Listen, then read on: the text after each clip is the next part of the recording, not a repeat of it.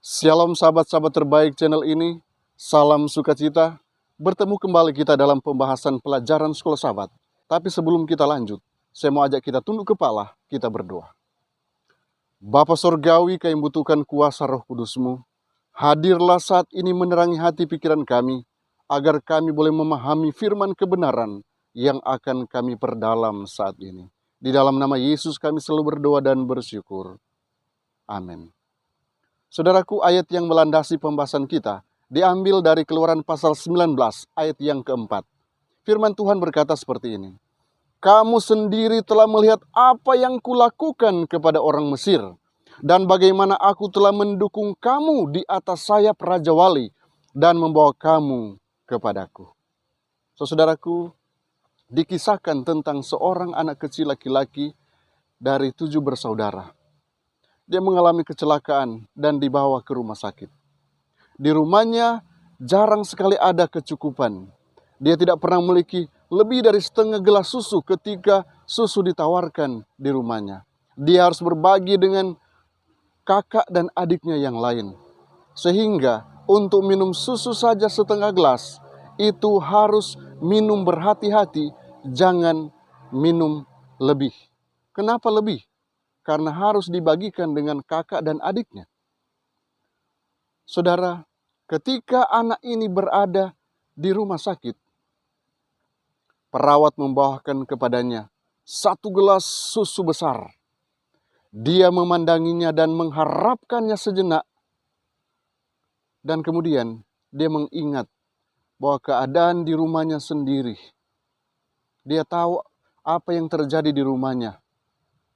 Dia bertanya sejenak, berapa banyak yang saya harus minum? Sang perawat dengan mata yang bersinar dan sesuatu yang tertahan di tenggorokannya berkata, minumlah semuanya nak, minum semuanya. Saudara, sama seperti anak laki-laki ini, itu adalah suatu kesempatan yang istimewa bagi bangsa Israel untuk minum sepuasnya dari sumur keselamatan. Ingat, kelepasan Israel dari perbudakan dan penindasan selama berabad-abad adalah satu pertunjukan kasih karunia Allah yang ajaib. Demikian juga, kasih karunia ilahi tercakup dalam pembebasan saya dan saudara dari dosa-dosa. Pada pekan ini, kita akan menjawab beberapa pertanyaan ini. Gambaran apakah yang Tuhan gunakan untuk menggambarkan hubungannya dengan Israel? Dalam cara apakah cerita Keluaran yang ada di Sinai sama dengan keselamatan pribadi yang saudara alami? Apakah peranan hukum Taurat dalam perjanjian di Sinai? Mari kita lihat satu persatu, saudaraku, pelajaran penting yang boleh motivasi kita untuk tetap setia kepada perjanjian. Saudara, karena perbudakan selama 400 tahun, hubungan antara Allah dan orang Israel memburuk. Dan seperti biasa, Allah mengambil inisiatif dan memulihkan hubungan mereka dengan memperbaharui perjanjian yang telah Dia buat dengan Abraham, Ishak, dan Yakub. Dan respons orang Israel sederhana. Bertanggung jawab untuk memenuhi bagian mereka dalam perjanjian. Apa tanggung jawab mereka? Menurut pelajaran pertama, di atas sayap Raja Wali. Keluaran pasal 19 ayat 4 ayat tema tadi. Kamu sendiri telah melihat apa yang kulakukan kepada orang Mesir. Dan bagaimana aku telah mendukung kamu di atas sayap Raja Wali. Dan membawa kamu kepadaku. Sebagai satu bangsa, Israel telah tenggelam dalam kekafiran orang Mesir. Dalam waktu yang cukup lama, saudaraku.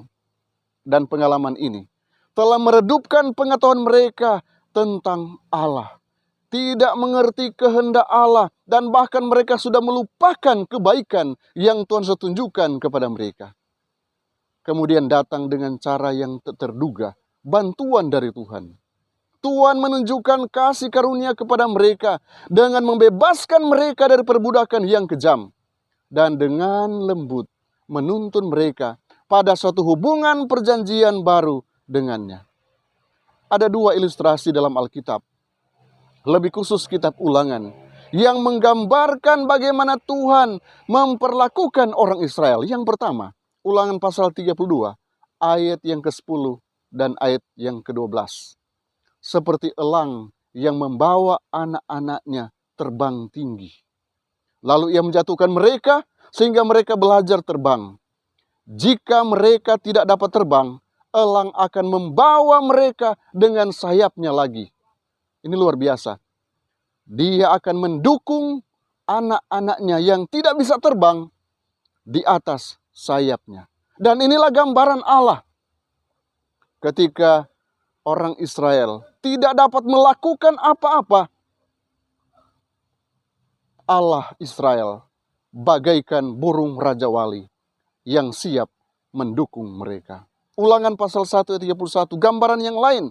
Seperti seorang ayah yang menuntun anaknya dengan tangannya dan melindunginya. Seorang ayah akan menuntun, melindungi, memberikan yang terbaik untuk anak-anaknya. Inilah gambaran Allah untuk bangsa Israel.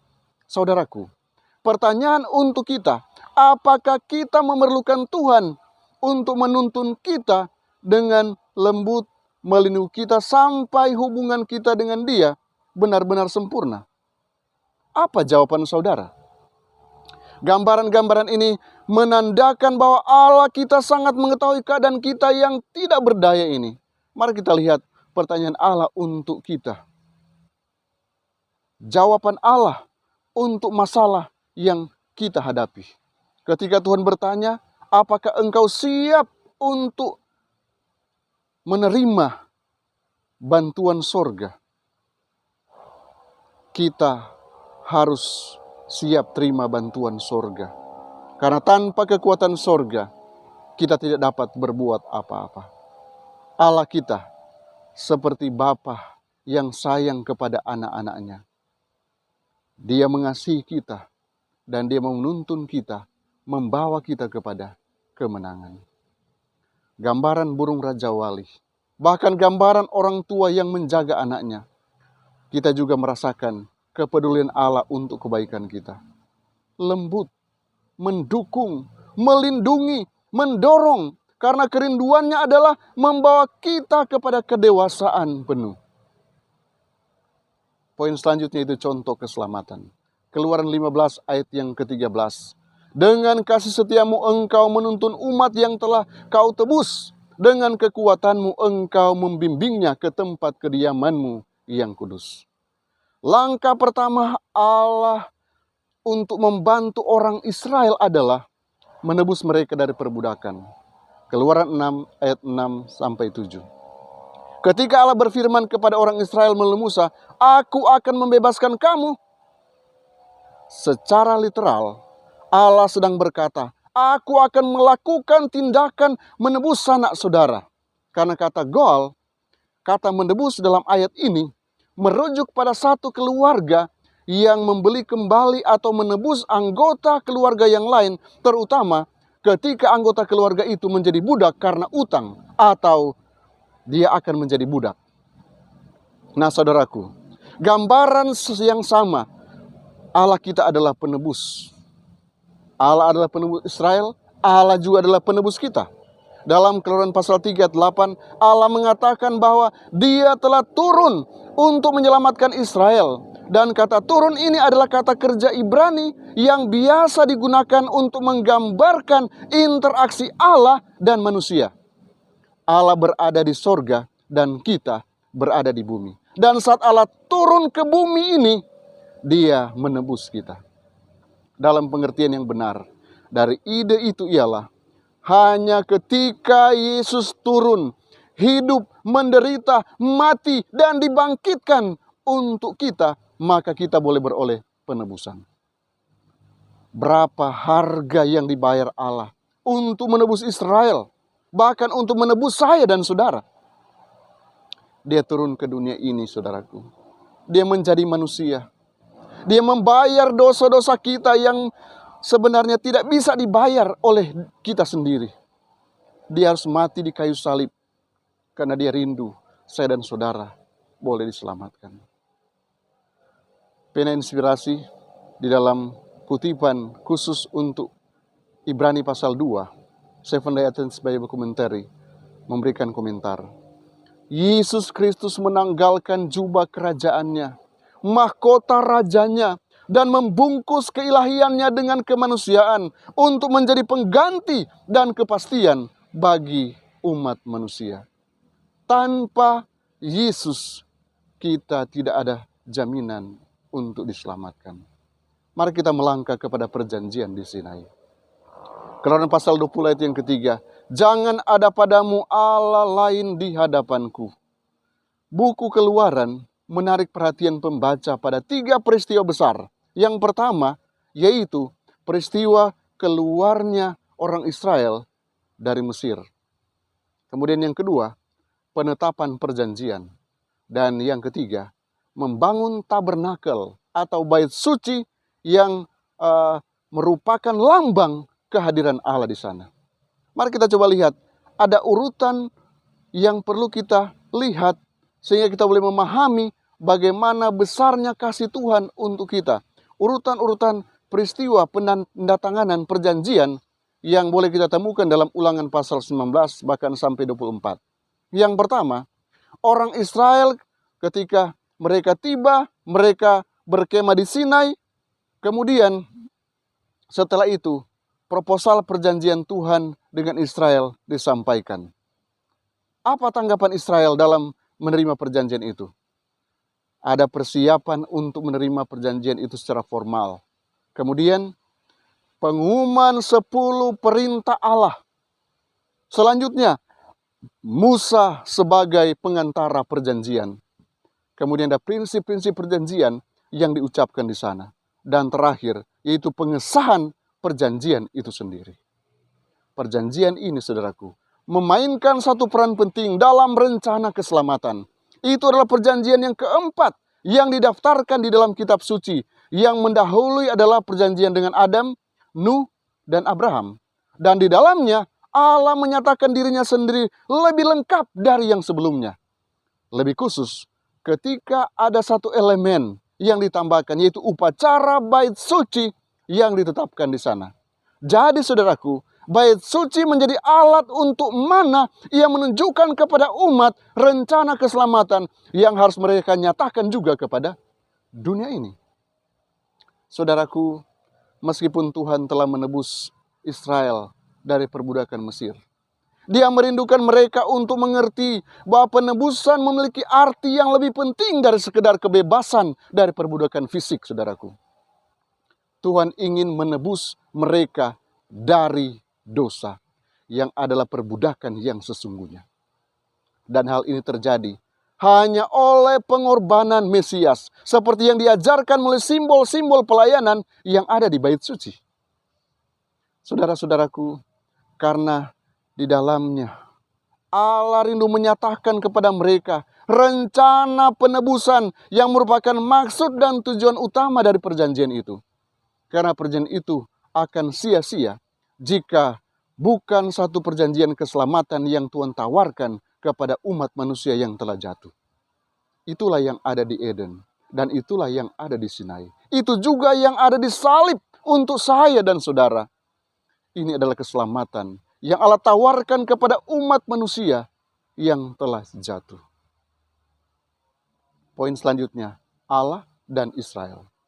Keluaran pasal 19 ayat 5 dan 6. Jadi sekarang, jika kamu sungguh-sungguh mendengarkan firman-Ku dan berpegang pada perjanjian-Ku, maka kamu akan jadi harta kesayangan-Ku sendiri dari antara segala bangsa. Sebab akulah yang empunya seluruh bumi. Kamu akan jadi bagiku kerajaan imam dan bangsa yang kudus. Inilah semuanya firman yang harus kau katakan kepada orang Israel. Saudara, Tuhan berusaha untuk mengangkat tingkat rohani, intelek, moral mereka, dan menjadikan mereka keajaiban di dunia kuno. Tujuan utama adalah untuk menggunakan mereka agar mengkhotbahkan Injil kepada bangsa-bangsa. Semua yang harus mereka lakukan sebagai balasan adalah menurut, taat. Ketaatan adalah kunci dari perjanjian ini.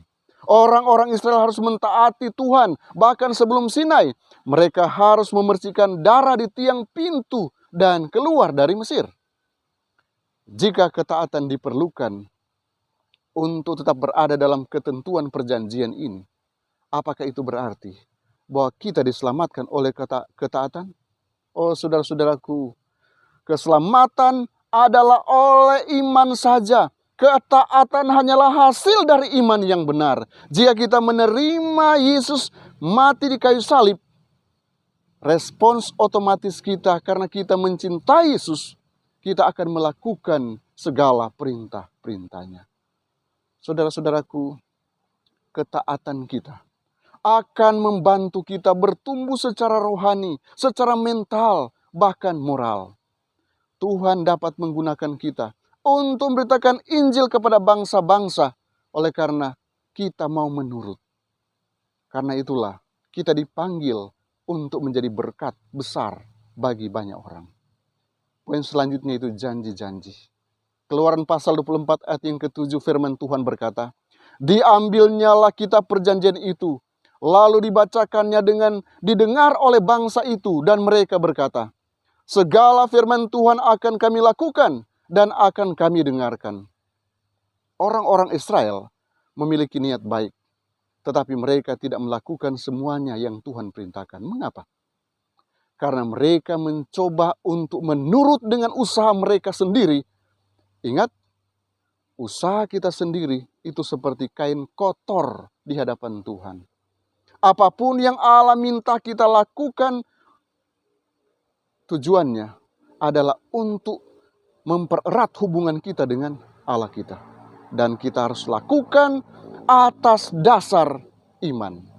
Iman menyediakan dasar di mana perbuatan akan mengikutinya. Perbuatan, tidak peduli berapapun murni motifnya, betapapun sungguh-sungguhnya, berapapun jumlahnya, tidak dapat membuat kita berterima di pemandangan Allah yang suci. Bukan kebenaran kita yang menyelamatkan saudaraku, tapi kebenaran Tuhan saja. Ketika kita menerima ini dengan iman, Dia akan bekerja dalam kita, baik kemauan maupun pekerjaan menurut kerelaannya. Saudaraku, pena inspirasi berkata, oleh karena kita penuh dosa dan najis, maka kita tidak dapat menurut hukum yang suci itu dan sempurna.